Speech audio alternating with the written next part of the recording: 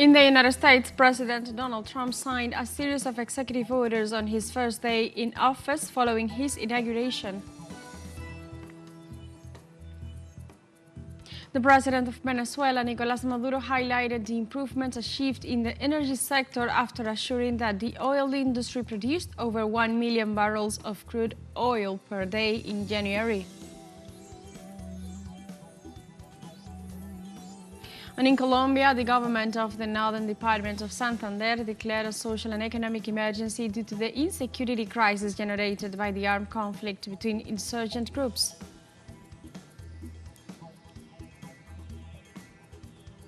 Hello and welcome to From the South. I'm Alejandra Garcia from teleSUR Studios in Caracas, Venezuela. We begin with the news. Stay with us.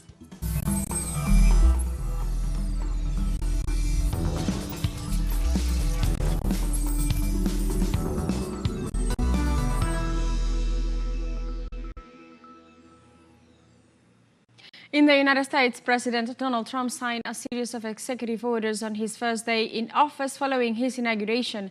The first 9 executive orders were signed in front of a crowd of 20,000 people during the presidential inauguration parade in Washington. The first order rescinds 78 executive actions and presidential memoranda issued by the Biden administration over the past 4 years. The president declared a national emergency at the U.S.-Mexico border while ordering a review of the refugee admissions program to better align it with U.S. principles and interests. The current president, meanwhile, called the previous administration the worst in history for allowing criminals and criminal groups into the country. We're going to sign some orders right now, and that's really what I want to do. So we're going to sign executive orders. First, I'll revoke nearly 80 destructive and radical executive actions of the previous administration, one of the worst administrations in history, maybe not one of them, the worst. Anybody that would allow millions of people to pour through our borders from jails, prisons, mental institutions, insane asylums, gang members to be taken off the streets of Venezuela and deposited in our country, and many, not just Venezuela. You know, crime in Venezuela is down 74% because they took their criminals and gave them to us through an open border policy of the previous administration.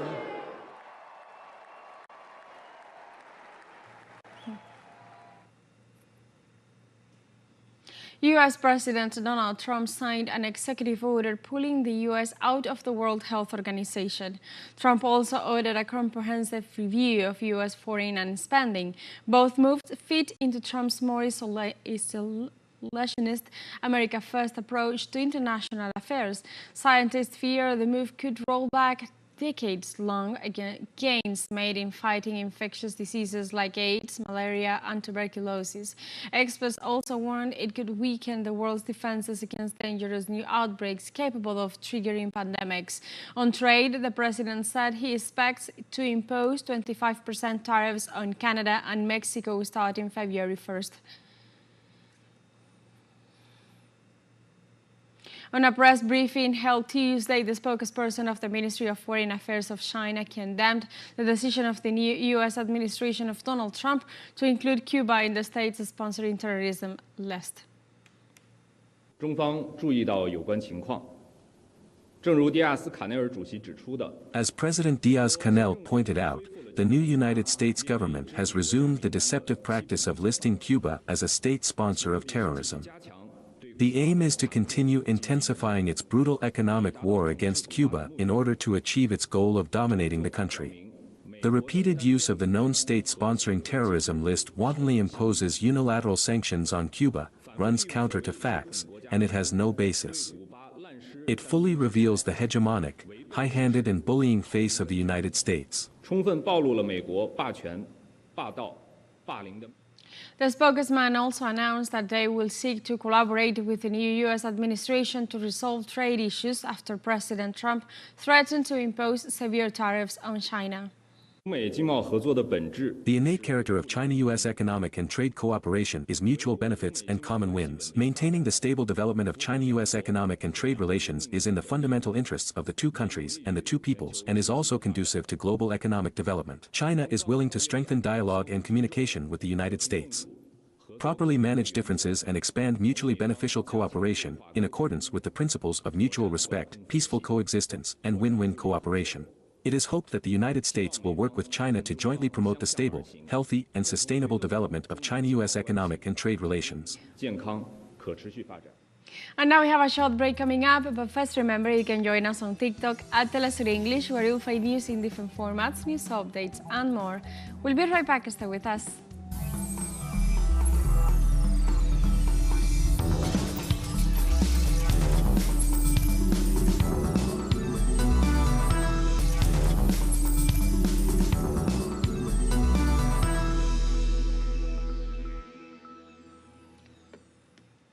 Welcome back to From the South.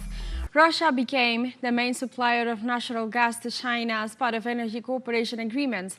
Russian President Vladimir Putin confirmed this during a video meeting with his Chinese counterpart Xi Jinping on Tuesday.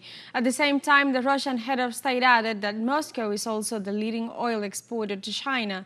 For his part, the Chinese president emphasized that relations between the two nations are based on friendship and mutual trust, which allows them to carry out successful projects in industry, transportation, agriculture, and other sectors. We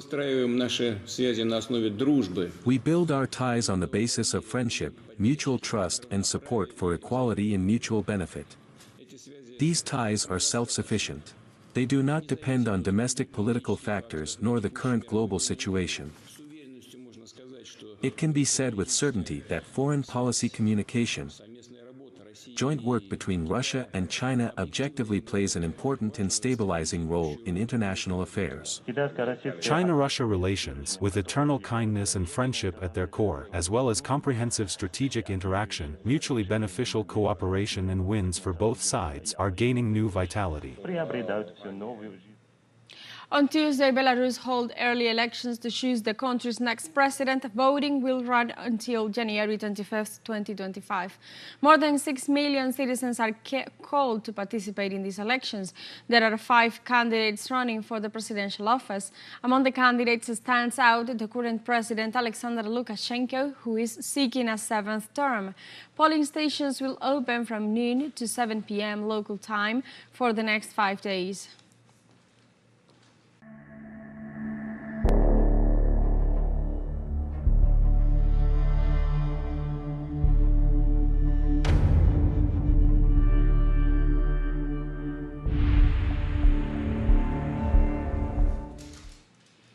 In Palestine, the health ministry reported 7 Palestinians killed and 35 others injured during the ongoing Israeli aggression in the occupied West Bank city of Jenin. In a statement, the authorities indicated that after the attack, the victims were transferred to Al-Amal and Al-Shifa hospitals. Local media report that Israeli warplanes take part in the aggression on the city and camp. As of January 20th, the Zionist army continues to install iron gates at the entrances of several towns and villages in the West Bank, restricting the transit of residents as well as imposing collective punishment against the population. Palestinians are now able to purchase the goods they need at reasonable prices as inflation decreased 6 times since the ceasefire deal has been enforced. During the war, we couldn't afford to buy tomatoes. The price of 1 kilo of tomatoes in the south was 80 shekels, potatoes were 50 shekels per kilo, peppers were 100 shekels and eggplants were 70 shekels per kilo. However, after the ceasefire was announced, people were finally able to purchase goods again and the price of a kilo of tomatoes dropped to 10 shekels, allowing citizens to buy them with just a few shekels. In Palestine, authorities reported the arrival of hundreds of shipments of humanitarian aid for those affected by the crisis in the Gaza Strip. In the context of the ceasefire agreement between Israel and Palestinian resistance movement Hamas, approximately 915 trucks were allowed to cross the border from Egypt to the southern city of Rafah. After the truce, some families returned to their homes, finding a level of destruction that they described as dystopia. According to various organizations, around 90% of the Gazan population was displaced, suffering from malnutrition after 15 months of Israeli bombardments. Concurrently with a ceasefire in the Gaza Strip, the Israeli forces and extremist settlers terrorized the Palestinian population in the occupied West Bank. On Monday evening, groups of heavily armed Israeli settlers launched arson attacks on vehicles, commercial facilities and houses, injuring several Palestinians. The aggressions occurred in villages located east of Kalkija city, while the occupation forces protected defenders. At the same time, the Israeli army arrested many Palestinians in the West Bank, as well as it blocked access to numerous localities. In Turkey, the Interior Ministry reported that the death toll of the fire that broke out in the Kartalkaya Sky Hotel rose to 66. The ministry also registered 51 people injured in the incident that took place in the early hours of Tuesday morning in a 12-story hotel with a total of 161 rooms. Authorities said that 270 people were mobilized to respond to the emergency in the area. So far, the investigation continues to find out the causes of the fire. In this context, President Recep Tayyip Erdogan declared a national day of mourning to take place on Wednesday. We know in particular that our citizens who have lost relatives are in deep sorrow and pain. In order to share the pain of our brothers and sisters, a national day of mourning has been declared. On Wednesday, January 22, 2025, our flags will be flown at half-mast until sunset in our country and in our foreign representations.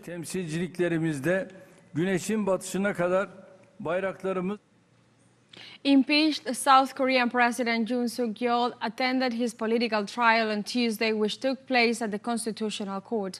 The court was scheduled to hold the third hearing of Yoon's impeachment trial at 2 p.m. local time to examine evidence presented by the National Assembly related to the short-lived imposition of martial law on December 3rd. It should be noted that President Yoon, who is suspended from his duties, did not attend the two previous hearings held earlier this month. The court has 180 days to uphold or dismiss Yoon's removal from office. If this decision is ratified, Yoon will be removed from office, triggering an early presidential election within 60 days. If not, Yoon will be reinstated in his post. We have a second show break coming up, but before we invite you to visit our YouTube channel at teleSUR English, that you'll be able to rewatch our interviews, top stories, special broadcastings, and more. Hit the subscribe button and activate the notification bell to stay up to date on the world's most recent events. Final show break, don't go away.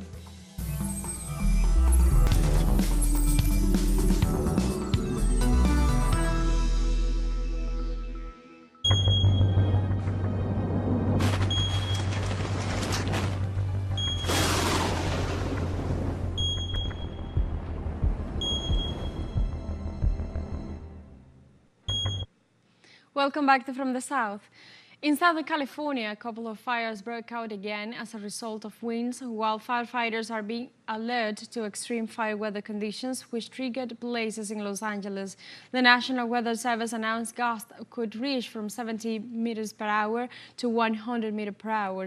Hence, the entity issued a warning of a particularly dangerous situation for portions of Los Angeles, Ventura, and San Diego counties from Monday afternoon through Tuesday morning. So far, authorities have reported 2 fires in San Diego County.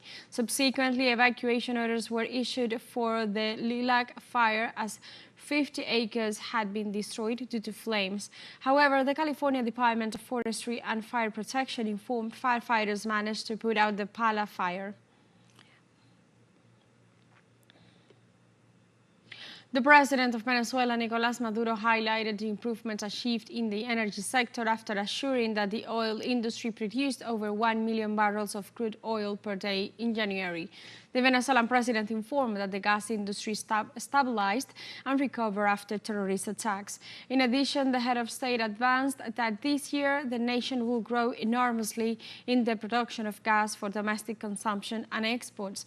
Furthermore, the leader pointed out that he has a powerful team, trained, polished, and of great managerial quality to lead the breakthrough of the new hydrocarbons stage. President Maduro indicated that Venezuela is heading towards 1.5 million barrels per day, made by the people's own effort to strengthen production and reach the great goal of self-sufficiency. La industria petrolera ya lleva un promedio en el mes. The oil industry has already averaged 1,057,000 barrels per day in January, and we are on our way to 1,500,000 barrels per day with our own effort, our own money and our own resources. Esfuerzo propio. In Venezuela, an event took place on Monday in Caracas to honor the memory and life of Colombian social fighter PD Cordoba with the participation of one of her sons, Camilo Castro Cordoba, and relevant figures. Nos reunimos para rendir homenaje a una mujer cuya vida fue ejemplo de entereza, valentía y generosidad. Today we gather to pay tribute to a woman whose life was an example of integrity, bravery, and generosity. Piedad Cordoba was not only a political leader, but also a tireless fighter for peace and social justice. A firm and clear voice in the midst of adversity. A woman who dedicated her existence to the cause of the most vulnerable. Her commitment to the liberation of the kidnapped in Colombia went beyond the imaginable. Piedad risked her own safety, her peace of mind, and even her personal well-being to build bridges where only others saw walls. Her conviction that peace was possible, her unwavering faith in dialogue and reconciliation led her to make sacrifices that few would be willing to make. In Colombia, the government of the Northern Department of Santander declared a social and economic emergency due to the insecurity crisis generated by the armed conflict between insurgent groups. On a press release, authorities of the Northern Department of Santander detailed that the measure will allow activating budgets to purchase food, medicine, mattresses, and clothes to assist victims and displaced people by the conflict. According to official reports, the majority of those displaced are located in temporary shelters in cities such as Tibú, Ocaña, and Cúcuta, while thousands of others continue to move to the state of Zulia in Venezuela, where they are being cared for the Bolivarian government. On Monday, January 20th, the Panamanian justice system decided to postpone until November the trial in the Odebrecht case, in which former President Ricardo Martinelli and Juan Carlos Varela are accused.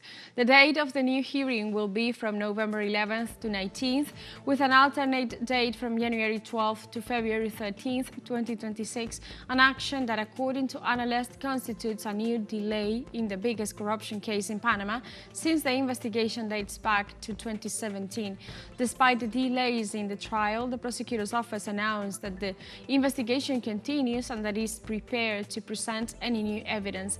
26 people are currently prosecuted for the alleged commission of the crime against the economic order in form of money laundering, including the former presidents and several of their former ministers. And with this information, we have come to the end of this news brief. But remember, you can find these and many other stories on our website at telesurenglish.net and join us on social media. We are on Facebook, X, Instagram, Telegram, and TikTok as well. For Telesur English, I'm Alejandra Garcia. Thank you for watching.